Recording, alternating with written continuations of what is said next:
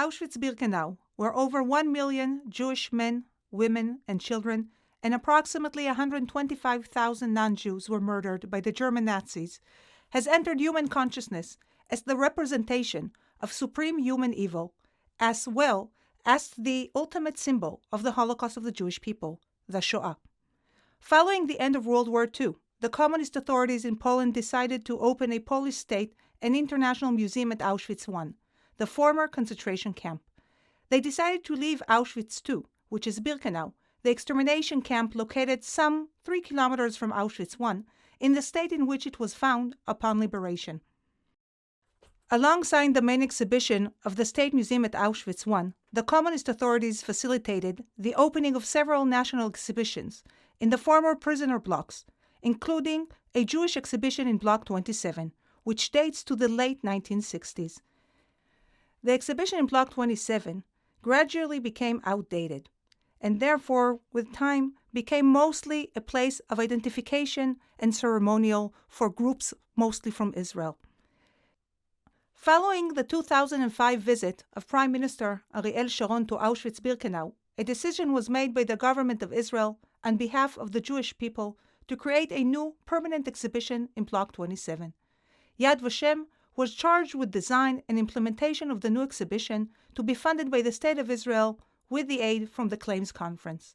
In trying to tackle the first question of the theme of the exhibition, looking at the visitors of Auschwitz Museum today, more than 2 million visitors a year, most of them as they visit the former concentration and extermination camps, meet mostly the stories of the prisoners in the camp and those that their fate led them directly to the crematorias.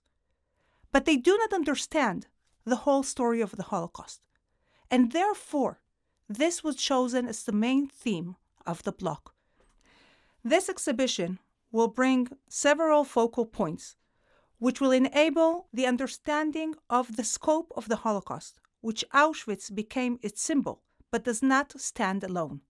The design of the block was decided to keep plain, and not to be a contrast to what can be seen outside of the window, the former camp, which shows us the implementation of the views which led to such an atrocity. Looking inside the block, we can see the choice of 3 languages: Hebrew, English, and Polish, as well as the name of the event. We do not speak of the Holocaust or Zagwada, but we speak about Shoah in order to differ it from other genocides and other events through history. In the opening of the block, Elie Wiesel wrote the following words: "Open your heart, visitor, and your mind, and your soul, as you walk through the exhibition Shoah and are enveloped by the sights and sounds of the past. Hear the voices of the victims, see the drawings of the children, touch the names of the murdered. Be this place's messenger. Take with you a message that only the dead can still give the living, that of remembrance." Looking to your right, you can see the definition of what is the Shoah. The Holocaust was unprecedented genocide, total and systematic, perpetrated by Nazi Germany and its collaborators, with the aim of annihilation of the Jewish people. The primary motivation was the Nazis' anti-Semitic racist ideology. Between 1933 and 1941, Nazi Germany pursued a policy that dispossessed the Jews of their rights and their property, followed by the branding and concentration of Jewish population. This policy gained broad support in Germany and much of occupied Europe. In 1941, following the invasion of the Soviet Union, the Nazis and their collaborators launched the systematic mass murder of the Jews. By 1945, nearly 6 million Jews had been murdered.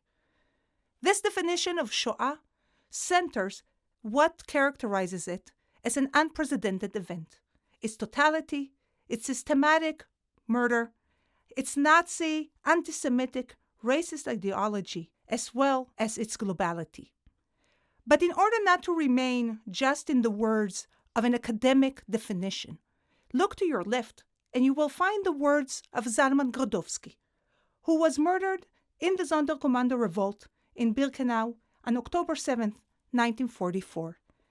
In one of his entries in his journal, he wrote the following: "Come here, you free citizen of the world, whose life is safeguarded by human morality and whose existence is guaranteed through law.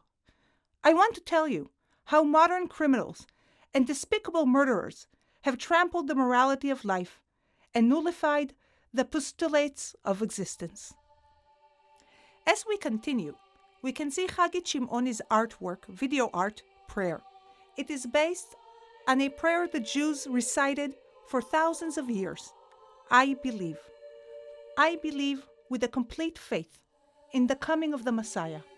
Though he may delay, still, every day, I believe. Prayer is a human need, no matter the religion.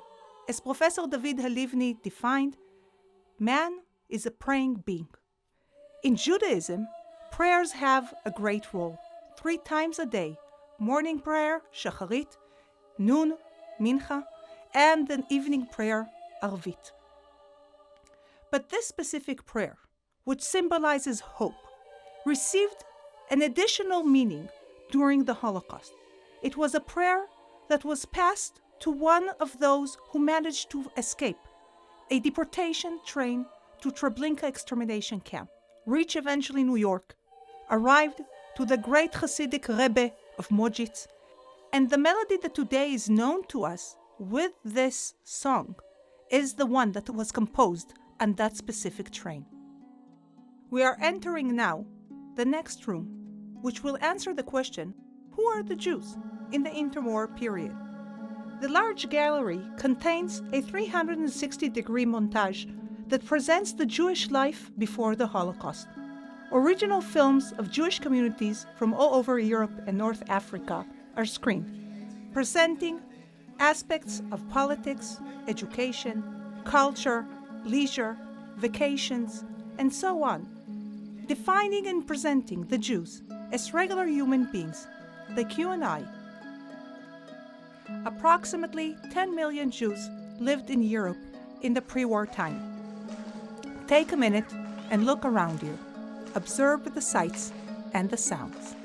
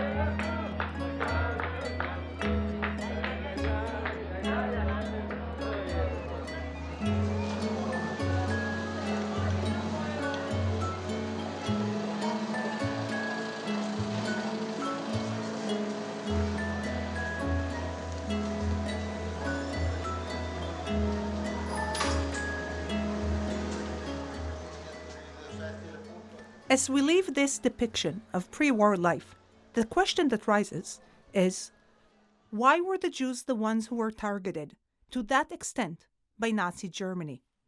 As we go up the flight of stairs to answer this question, please look through the window, where you can see the view of the former concentration camp. This gallery is dedicated to the Nazi ideology that was the infrastructure of the Holocaust, an ideology based on racial anti-Semitism. Speeches of Nazi leaders as Adolf Hitler, Chancellor of Nazi Germany, Joseph Goebbels, the Minister of Propaganda and Culture, and Julius Streicher, the editor of the newspaper of Der Stürmer. They can be heard in this gallery, and you can see as well the public reaction to them, which is screened.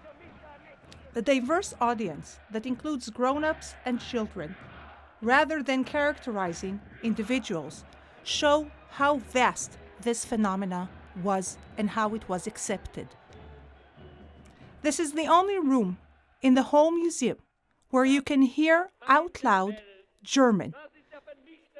Having speeches is one thing, but bringing it to the public can be seen by the speakers, which we are walking through, and they are the tool of the propaganda. Look out the window, see the implementation of that racist anti-Semitic ideology. Its implementation with the establishment of the concentration camp of Auschwitz. What is the Nazi ideology? The Nazi ideology, which was based on a racist anti-Semitic worldview, saw the Jews as a destructive race that poisons and undermines the foundations of human existence.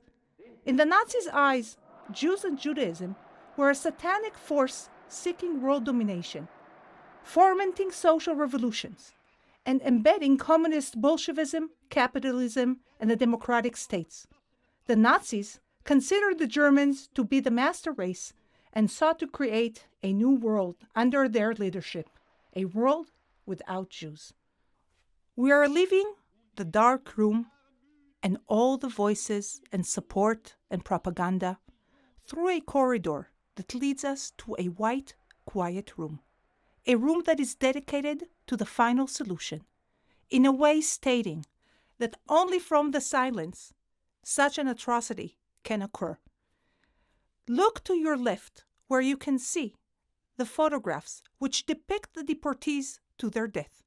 Among them, we can find the photos from Auschwitz album, which depict 8 weeks of deportations of Hungarian Jews in the Carpathian Mountains. Here we see them still as human beings before being murdered. Across the room, we can see the place of extermination, Auschwitz II, Birkenau, the place which was left almost untouched with the end of the war, served as the place of mass extermination of European Jewry between the spring of 1942 and November 1944. In the middle of the room, we can see the geography of murder. On the wall, a map is displayed where all the European states' borders have been crossed off, and a black patch of color is presented, with the 6 known extermination camps, mass killing sites, and transit camps are marked on it. The map displays mass killing sites of more than 2,000 victims. And the question that rises is, how come Auschwitz-Birkenau became the symbol of the Holocaust? What makes a symbol? The fact that we have a place which was an international camp, a place of deportees from all over Europe, with a high number of victims, but also many survivors who can testify after the war of the whereabouts and the story of the place. We have here also visual evidence. The fact that when the Red Army liberated Auschwitz, they found the camp standing. All this together makes Auschwitz specifically a symbol. But in our collective memory, many other places have been forgotten. For example, Mali Trostinets today in Belarus, or if we speak about Jasenovac, which is today in Croatia. These are just 2 examples to show how and what comprises our collective memory. Approximately 1 million Jews, including 216,000 children, were murdered at Auschwitz-Birkenau, that became the largest extermination site that the Nazis established in Europe. Along with them were murdered 75,000 Poles, approximately 21,000 Sinti and Roma, 15,000 Soviet prisoners of war, and approximately 10,000 inmates of different nationalities.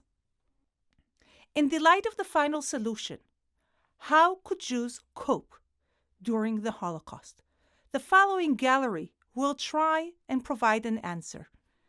We are entering the room which brings the Jewish confrontation with the Holocaust, depicting 12 testimonies, 8 of survivors, 4 of those who have perished, which in a way represent the majority of the story of the Holocaust, as the majority did not survive.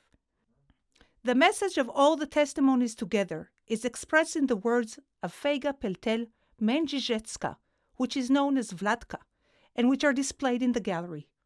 Know that in the most difficult moments, when death is ever present, we try to maintain human dignity.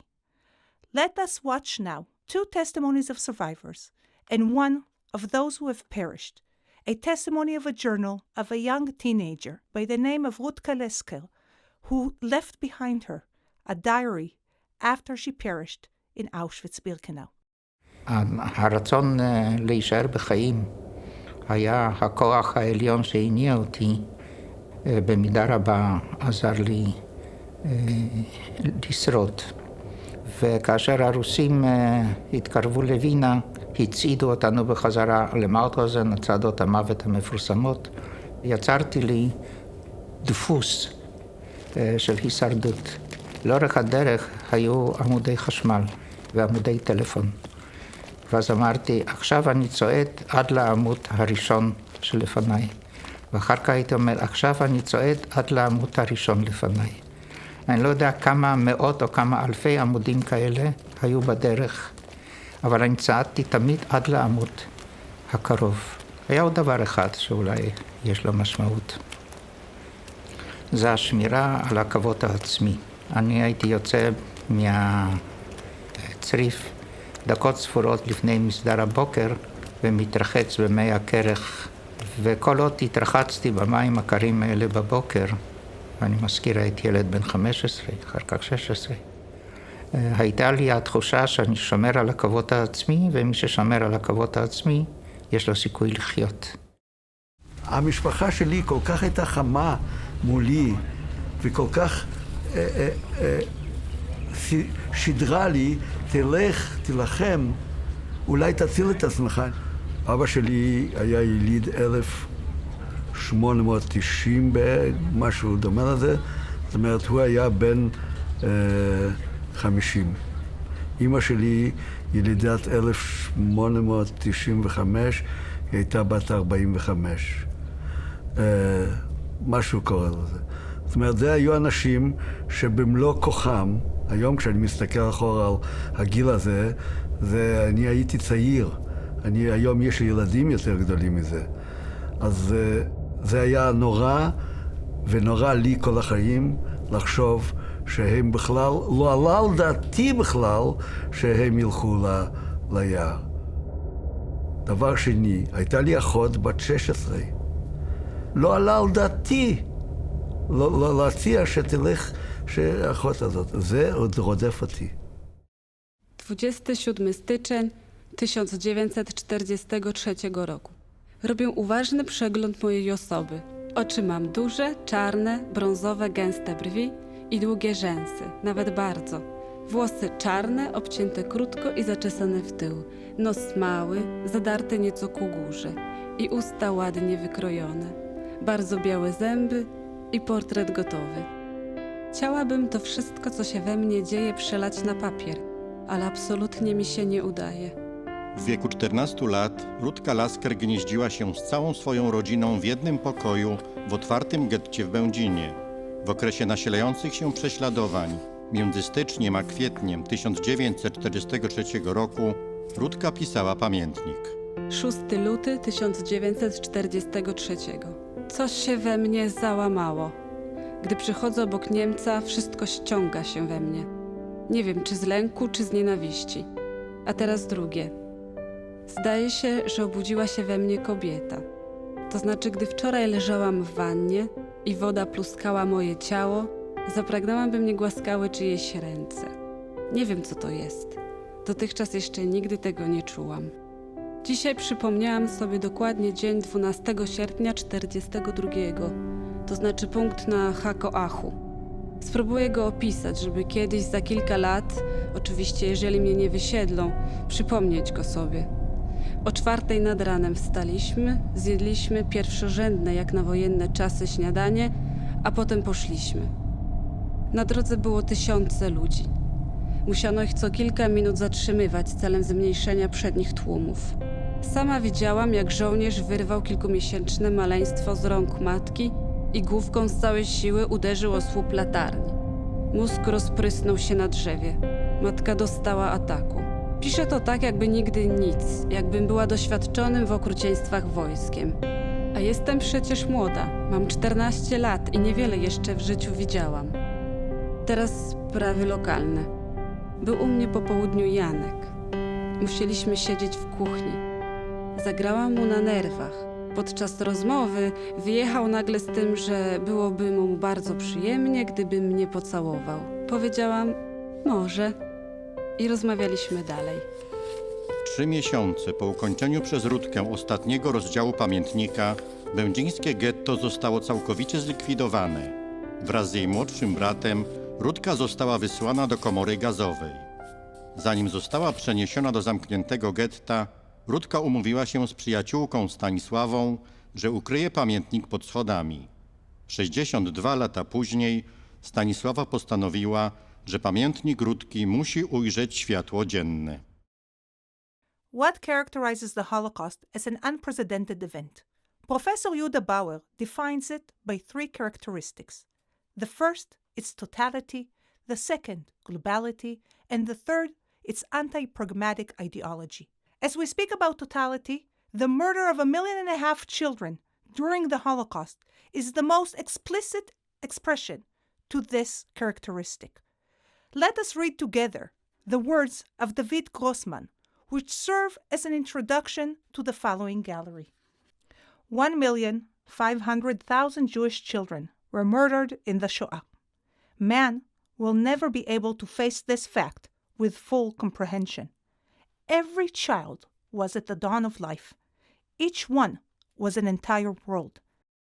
They were mere children when they saw in the flesh how people, families, and humanity itself were torn to shreds.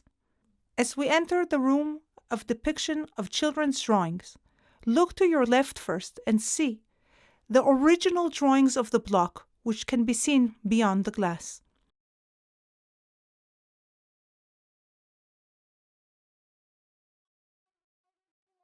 Most of the children who perished left no trace.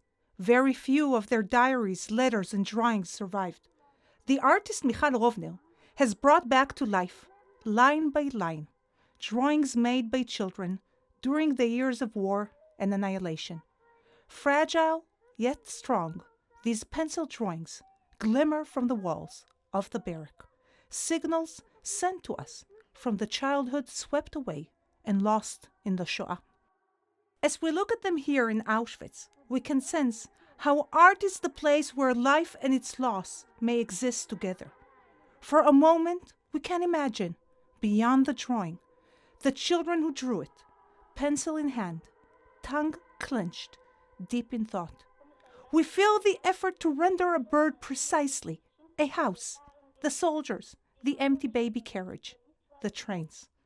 At the same time, a wild storm was in the world, the work of the Nazis and their collaborators, murdering millions of people, indifferent and blind to the uniqueness of every one of them, finally erasing the child with a pencil too. In a mixture of childhood innocence and bitter disillusionment, the children bequeath a memory and testimony, preserving fragments of the most horrible picture ever devised by man. David Grossman. Michal Rovner, an international Israeli video artist, chose to follow not the murder, but the traces of life through the drawings of children, which were left behind after the Holocaust. As you enter the room, your first impression is that there is nothing on the wall. You have to come closer in order to see the actual drawings. For over a year, Rovner studied the drawings and paintings made by children during the Holocaust. To this end, Yad Vashem created a special collection for her from its own archives as well as others around the world, most notably the Shoah History Archive of the Jewish Museum in Prague. As we come closer to the walls, we can see the actual drawings. Michal said about that depiction, "Children will draw on whatever they can, quite often even on the walls surrounding them. With just a pencil and a copy paper, one by one, detail after detail, Rovner drew each line again on a scale of 1 to 1.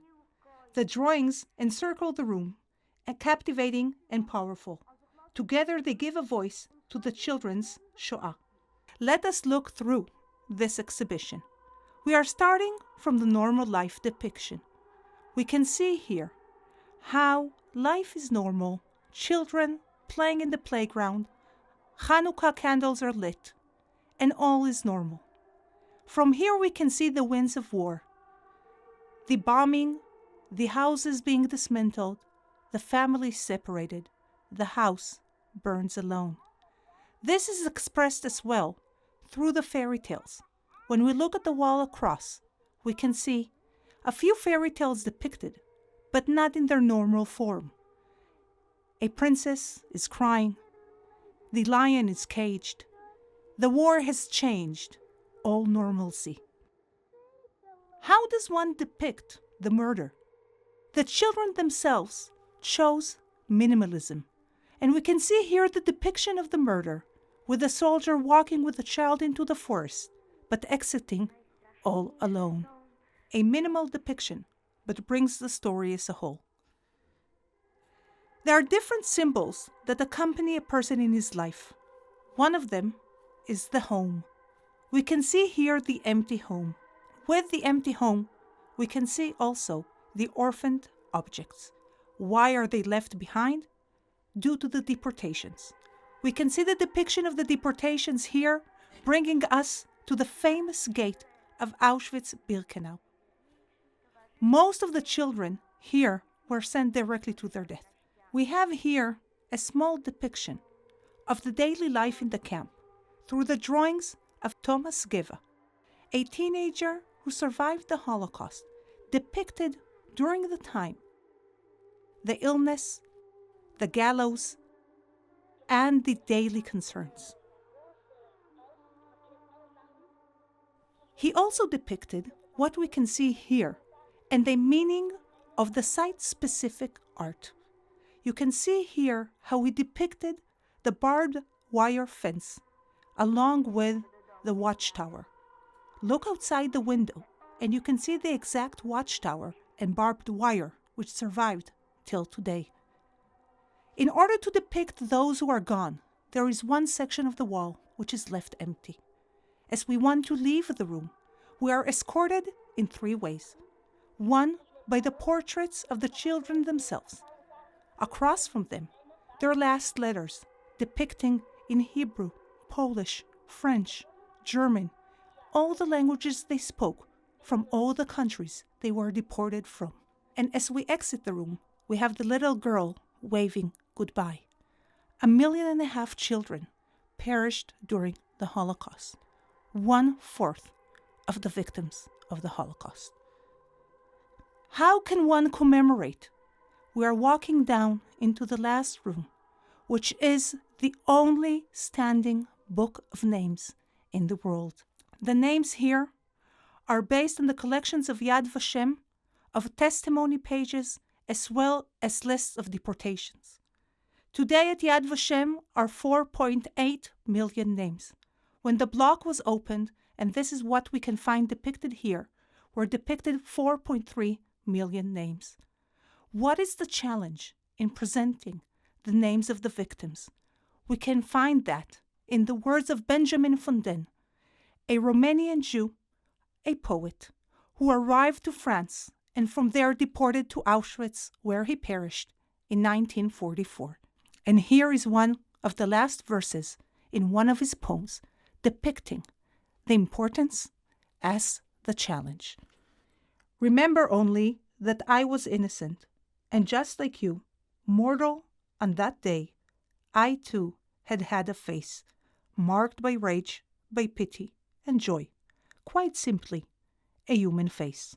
The gallery displays the Book of Names, a unique, inventive project and first of its kind in the world that enables the visitor to browse through its pages and touching the names that are written name by name to come closer to an understanding of the loss of the millions in the Holocaust. And this is despite the fact that we do not have all the victims' names, and probably will never have them all, since whole families and communities were erased without testimony nor trace. The names are organized alphabetically. The length of the book is 7.5 meters and 2 meters high. Every name is presented with its first and last name, date of birth if known, and place of birth if known, place of death if known, and date of death if known. The book ends with some empty pages, including the verse from the book of Psalms, chapter 139, verse 16, and in your book they all will be written. These empty pages can be seen for 2 reasons. 1, for all the names that still will be gathered with the years to come. And 2nd, to remain absent, as symbolizing the fact that we will never be able to gather all the names of those who were murdered and perished in the Holocaust.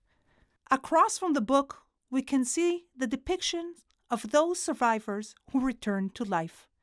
Representation of survivors with their families from Israel and from all over the world throughout the passing decades. In a way, they answer what Abba Kovnil, a Holocaust survivor and one of the known figures in Israel, who said, "Nothing surprises me more. The survivors who had all the legitimacy to become murderers and thieves and chose to return to life." As we come to exit the block, we can see an identification and commemoration room. In this room accompanies us a quote by Primo Levi, a Holocaust survivor, Italian chemist, who wrote the books Survival in Auschwitz and The Drowned and the Saved and many others, with a statement that should accompany us as we exit the block. And so he wrote, "It happened, therefore it can happen again. This is the core of what we have to say." At the end of the visit to Block 27, we exit on the other side of the block, directly to the camp's fence. During the whole visit in the exhibit, as well as in its end, one can see out of the open windows and the surrounding of the block, since the block is placed in Auschwitz and the landscape of the camp is present and penetrates through the windows throughout the whole exhibit and especially stands out while exiting from it.